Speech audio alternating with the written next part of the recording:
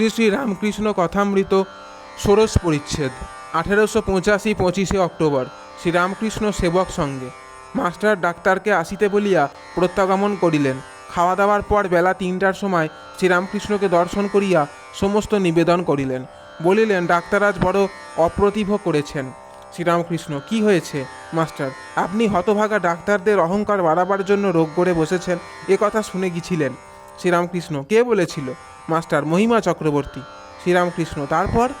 Master, তা মহিমা চক্রবর্তীকে বলে তমগুণে ঈশ্বর। এখন ডাক্তার বলছেন ঈশ্বরের সব গুণ শতরজতম আছে। পরমহংসদেবের হাস্য।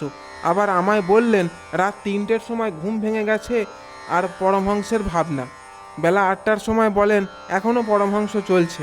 শ্রীরামকৃষ্ণ হাসিতে হাসিতে, ও ইংরাজি পড়েছে, ওকে বলবার জো নাই আমাকে চিন্তা করো, তা আপনিই করছে। মাস্টার, আবার বলেন as man I have the greatest regard for him. এর মানে এই, আমি তাকে অবতার বলে মানি না, কিন্তু মানুষ বলে যদ্দূর সম্ভব ভক্তি আছে। শ্রীরামকৃষ্ণ, আর কিছু কথা হলো? মাস্টার, আমি জিজ্ঞাসা করলাম আজ ব্যারামের কি বন্দোবস্ত হবে? ডাক্তার বললেন বন্দোবস্ত আর আমার মাথার মুন্ডু, আবার আজ যেতে হবে। আর কি বন্দোবস্ত? শ্রীরামকৃষ্ণের হাস্য। আরও বললেন, তোমরা জানো না যে আমার কত টাকা রোজ লোকসান হচ্ছে। 2-3 জায়গায় রোজ যেতে সময় হয় না। জয় ঠাকুর মা স্বামীজি।